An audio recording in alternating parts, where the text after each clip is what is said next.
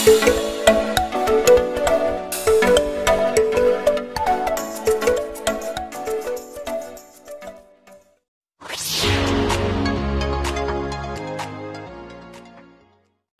mga pangga! Ngayon, samahan niyo ako sa aking paglalakbay sa panibagong araw ng buhay. Habang tumatakbo ang sasakyan, ramdam ko ang simoy ng hangin, paalis ng syudad, papunta sa mas matahimik na parte ng Batangas. Daang paakyat, pababa, paikot-ikot, pero bawat liko may bagong tanawin na sumasalubong.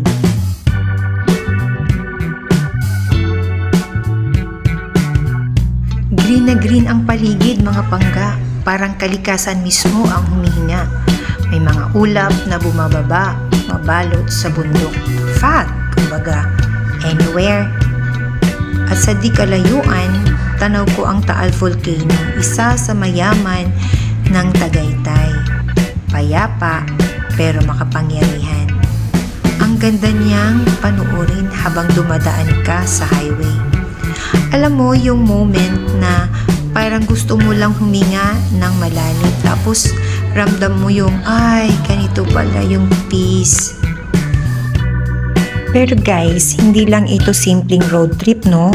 Papunta kami sa aming munting babuyan sa Agoncillo, Batangas. Kasi, guess what? Nanganak na yung aming dalawang inahin. Yan. So, syempre, check time tayo sa mga biik. Nakaka-excite lang talaga kasi bawat biik, dagdag saya sa bagong simula ng aming maliit na negosyo. Diba?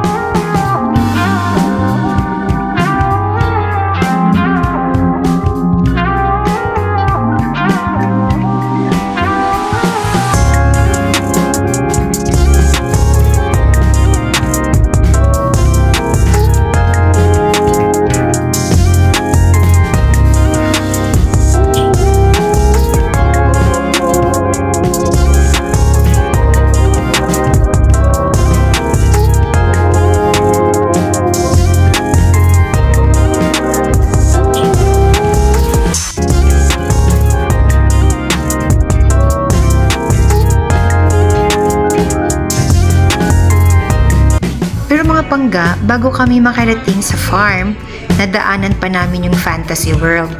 Alam nyo, yung parang kastilyo na parang Disneyland vibes. Ang ganda. Ayan yun. Ang ganda na talaga tingnan. Parang nasa fairy tale sa gitna ng bundok.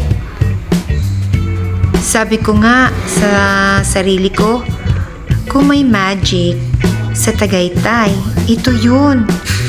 Maraming turista kasi ang pumupunta dito. Picture perfect talaga. Pero sa totoo lang, kahit daanan mo lang, may hatid na saya.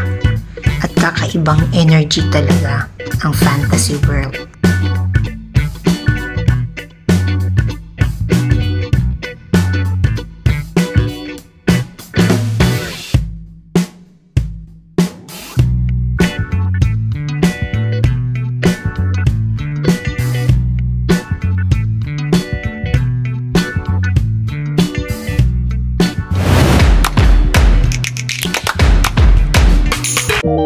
Siyempre, hindi pwedeng hindi bumili ng tapa. Alam niyo yun? Yung amoy pa lang, winner na!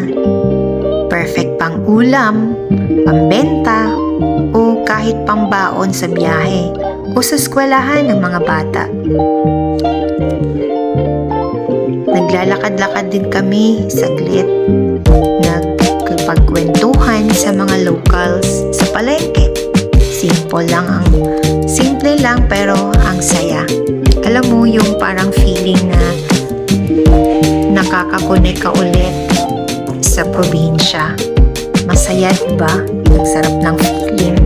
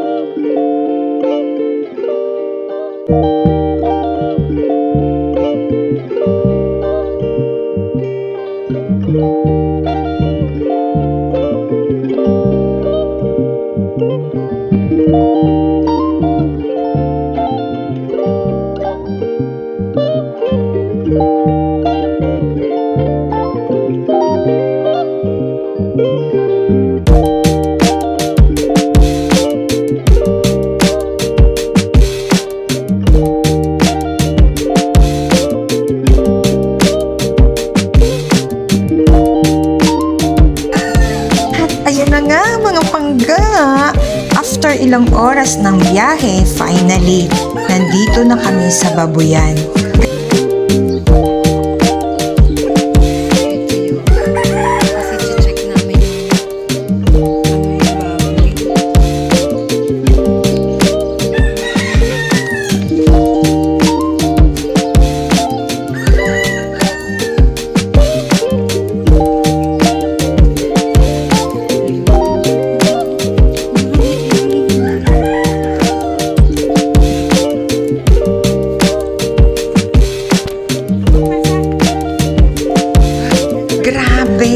Pagpasok pa lang, naririnig mo na agad yung mga biik. Maingay, pero nakakatuwa. Ang liliit nila, para mga baby na makukulit. Ayan. At yung dalawang inahin namin, safe and healthy. Lahat ng pagod sa biyahe, sulit na sulit. Ang sarap sa pakiramdam kasi sa bawat bagong buhay ay bagong pag-asa rin.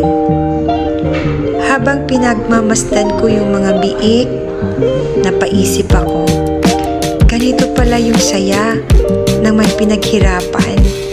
Hindi man malaki, pero totoo at galing sa puso. Yehey! Maliit, makukulit, buhay na buhay. Ang sarap pakiramdam, lahat ng pagod, sulit. Kasi sa bawat bagong panganak, may dagdag na pag-asa. Habang nakatingin ako sa mga biik, napaisip ako, ang buhay parang biyahe lang. Minsan mahamog, minsan paikot-ikot ang dinadaanan natin. Pero sa dulo, may ginhawa, may ganda, at may dahilan kung bakit ka naglalakbay. Patuloy ako naglalakad sa palibot. Naaamoy ko pa rin yung amoy ng baboy, ng lupa. Pero yung sariwang hangin ng probinsya, napakasarap. Napakatahimik, simple, pero puno ng buhay. Dito sa lugar, walang traffic, walang ingay ng lungsod, walang pagmamadali. Tanging mga huni ng ibon, ihip ng hangin at ang mga biik na sila lang sumisigaw ng bagong pag-asa. Habang tinitingnan ko yung mga bagong silang na biik, napaisip ako, no? Ganito rin siguro ang simula ng bawat pangarap. Maliit, marupok, nangangailangan ng alaga, pero puno ng potensyal. Kailangan lang ng tiyaga, tamang pag-aaruga, at paniniwala na isang araw lalaki rin yan, lalakas at magbubunga ng biyaya. Ang buhay sa probinsya, simple lang ang pag-aral. Kung ano ang itinanim mo, yun din ang aanihin mo. Kung ano ang tatanim ka ng malasakit, nakakaani ka ng tiwala. Kung magtanim ka ng sipag, makakaani ka ng tagumpay. At kung magtanim ka ng kabutihan, makakaani ka ng kapayapaan. Minsan kasi, sa sobrang bilis ng takbo ng mundo, nakakalimutan na nating huminto sandali. Huminga, tumingin sa paligid, at magpasalamat. Magpasalamat sa bawat umagang ganito. Tahimik, totoo, at buhay. Pagpasalamat sa mga simpleng bagay, sa hangin na malinis, sa mga alaga kong hayop na nagbibigay kabuhayan, at sa mga taong patuloy na lumalaban sa bawat araw. Habang nagmamasid ako ngayon, ramdam ko ulit yung mga dahilan kung bakit ginawa ko to. Hindi lang para kumita, syempre, kundi para mabuhay ng may saysay, para magpatuloy ng simpleng gawain, may dakilang misyon, at sa bawat pawis na tumutulo, may kwento ng pag-asa. Sa probinsya, para sa iba, baka ordinaryo lang, pero para sa akin, ito ang puso ng tunay na yaman. Yaman ng kalikasan, yaman ng pananampalataya, at yaman ng kababaang loob. Kaya habang patuloy kong tinitingnan yung mga biik, sinasabi ko sa sarili ko, patuloy ka lang, huwag kang mapagod. Lahat ng pinaghirapan mo ngayon, may magandang balik yan bukas. So sa bawat umagang ganito, lagi kong paalala na minsan, ang totoong tagumpay ay hindi nasusukat sa laki ng bahay o sa dami ng pera, kundi sa kapayapaan na darama mo habang nakikita mong buhay ang paligid. So habang pabalik na kami sa aming mga tahanan, napaisip talaga ako, gaano man kabisi ang buhay, dapat may oras tayong bumalik sa mga ugat natin. Ang probinsya, ang kalikasan, ang pamilya, sila ang tunay na kayamanan.